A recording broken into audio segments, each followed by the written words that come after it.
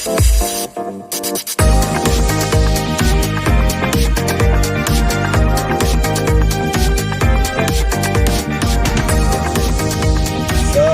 pagi, assalamualaikum warahmatullahi wabarakatuh, teman-teman. Jumpa lagi ya di acara curhat jalanan pagi hari ini.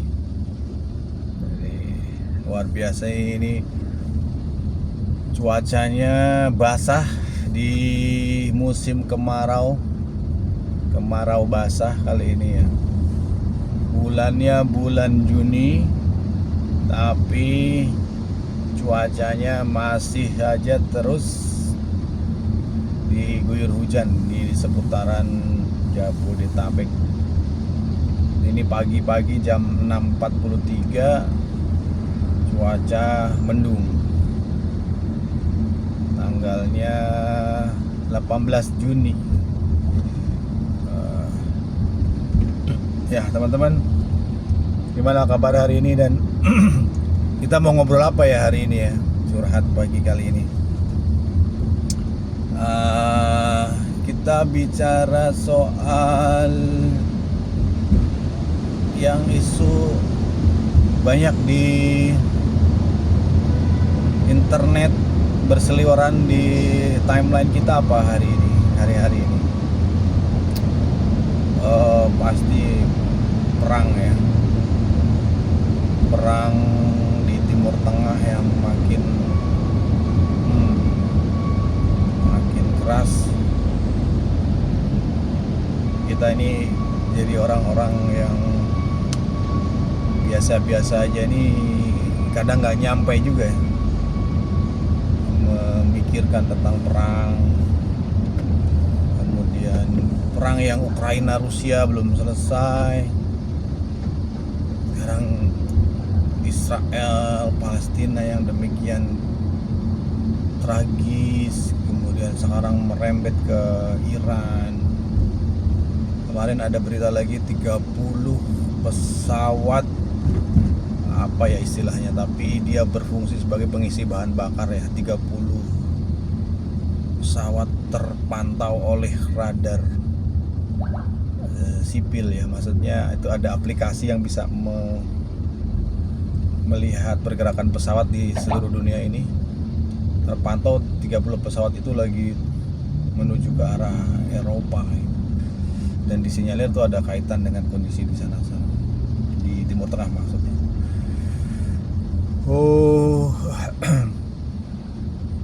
Terus apa ya yang buat kita ini terus bisa menjalani hari-hari ini ya di tengah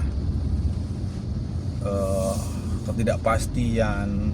Kalau dalam bisnis atau dalam geopolitik disebut VUCA ya, volatility, uncertainty, complexity, dan ambiguity, VUCA. Itu istilah yang sudah lama sekali dibahas ya, mungkin sekitaran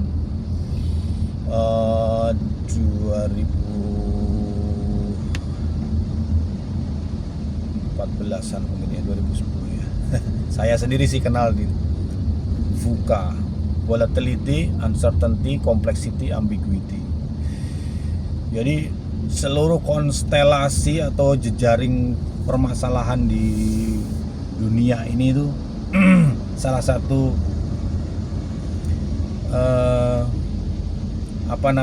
perspektifnya itu dianggap sebagai VUCA ini, volatile. Jadi rentan untuk berubah-ubah ya, volatile.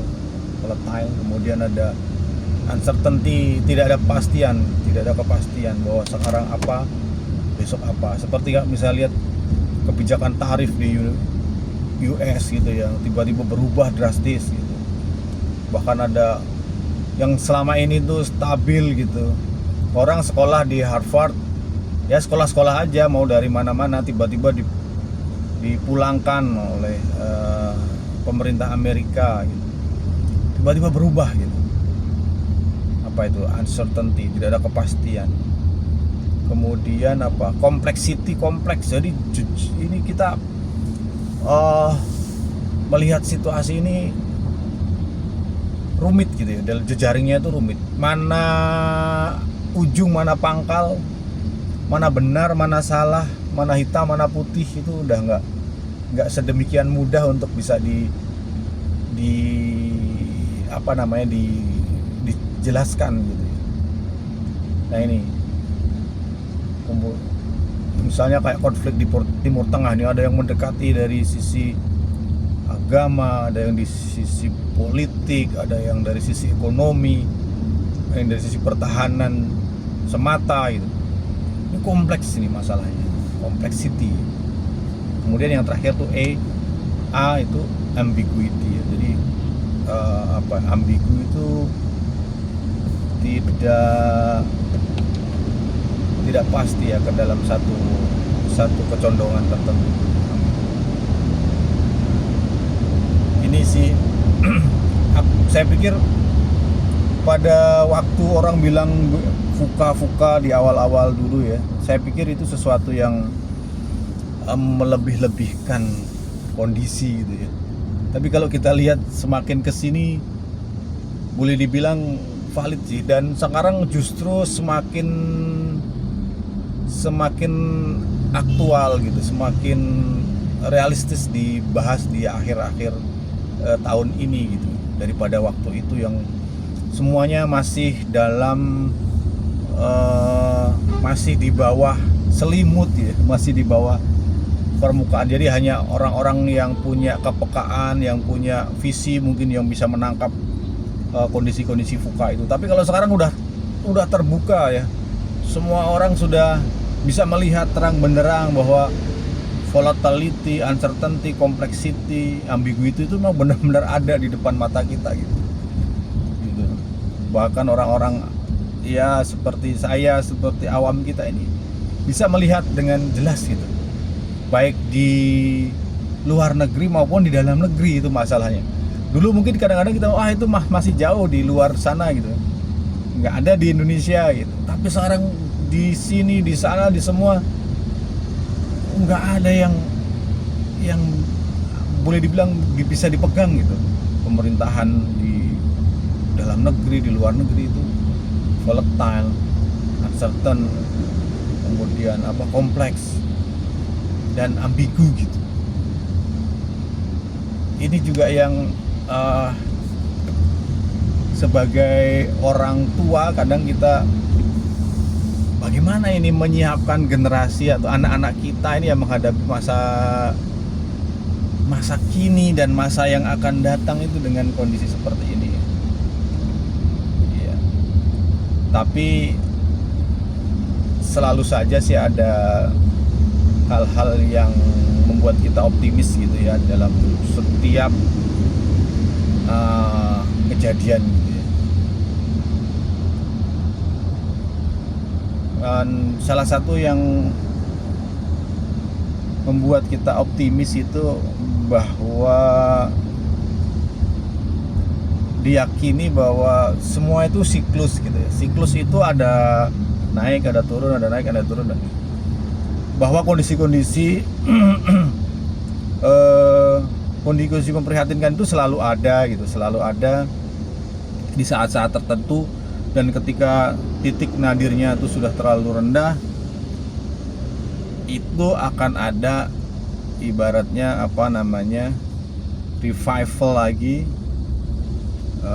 dan menuju ke puncak yang baru lagi. Itu harapan-harapan kita sih ya. Dan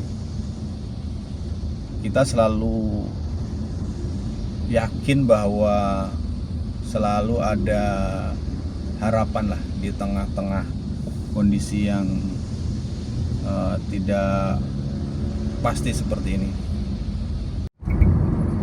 Itu cuaca di luar nih guys, mendung ya.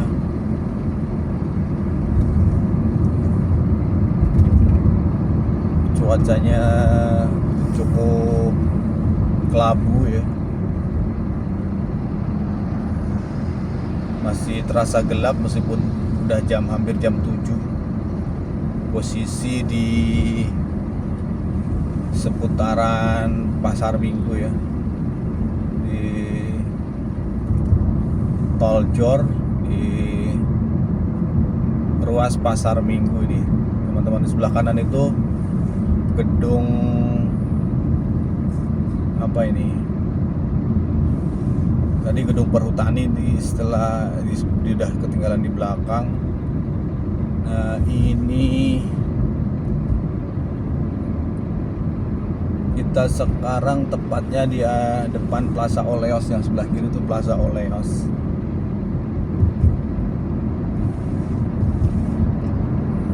Oke.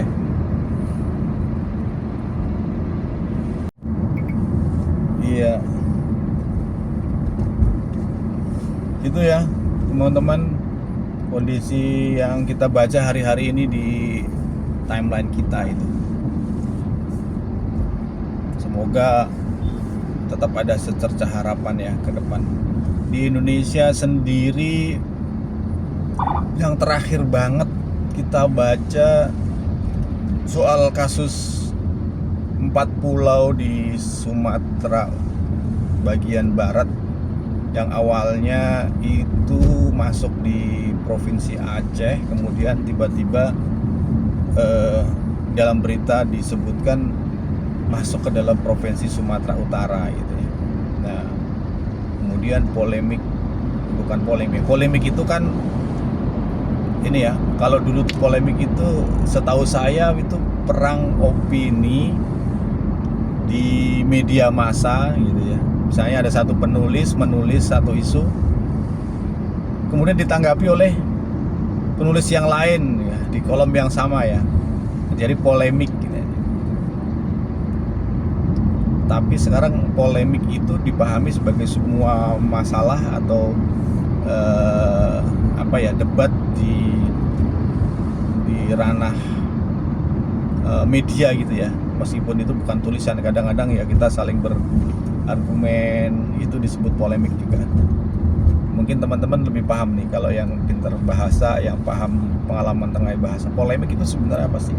Kalau pemahaman saya dulu gitu, polemik itu adalah berbalas tulisan ada di media cetak zaman dulu ya. Nah, tapi semua pemahaman tentang kata bahasa selalu berubah. Oke, balik lagi ke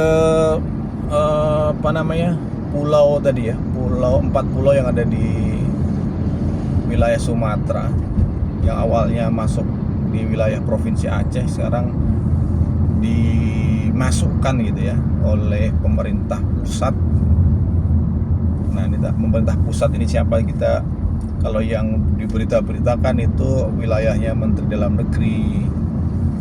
Kemudian ada juga komentar dari Menko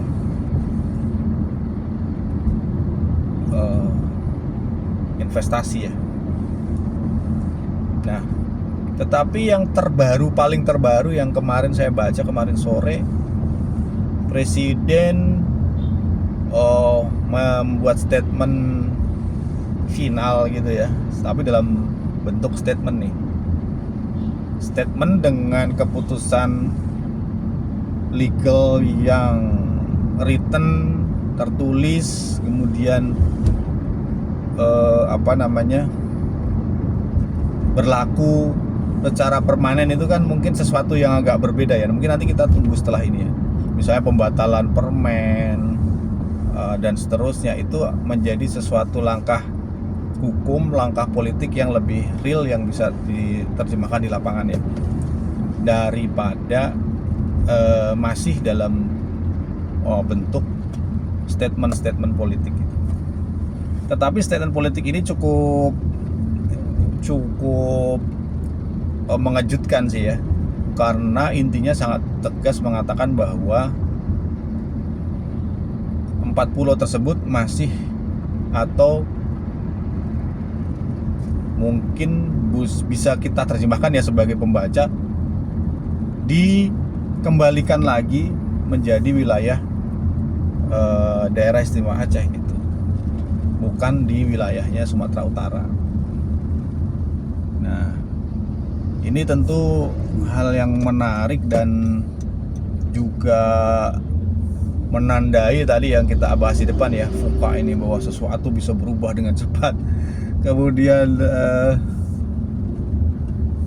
apa namanya, kompleks gitu masalahnya. Kompleksnya apa dari sisi ini? Kompleksnya tinjauan sudah sangat banyak ya di timeline kita ya, dari para ahli, dari para so-called ahli ya kayak kita ini ya ngobrol di podcast ya, di vlog-vlog begini.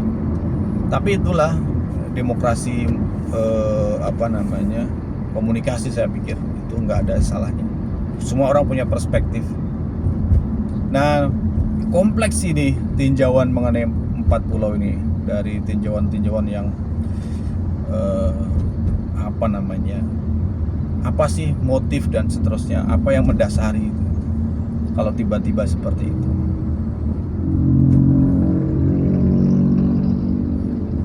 Emang batas wilayah ini kan sebenarnya sudah terdefinisikan dengan jelas ya di dalam masing-masing dokumen legal dari setiap provinsi gitu ya. Nah, kenapa ada perubahan? Nah, perubahan sih nggak sesuatu yang aneh gitu ya, bahwa batas itu berubah, bahkan pemekaran dan seterusnya itu bisa terjadi biasa aja gitu. Tapi tentu alasannya, kemudian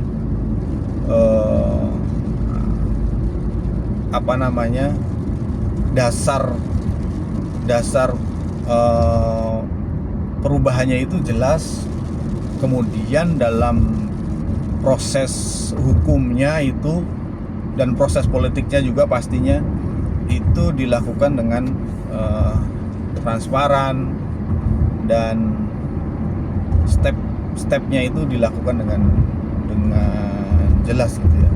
Saya pikir tuh nggak ada isu. Tapi kalau tiba-tiba kemudian tanpa ada kesepakatan di antara para pihak, itu yang menimbulkan persepsi-persepsi.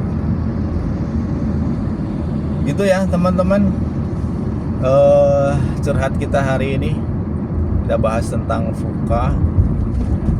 Semoga menemani teman-teman di setiap kegiatannya. Oke, sampai ketemu di curhat jalanan yang akan datang. Assalamualaikum warahmatullahi wabarakatuh. Semangat pagi.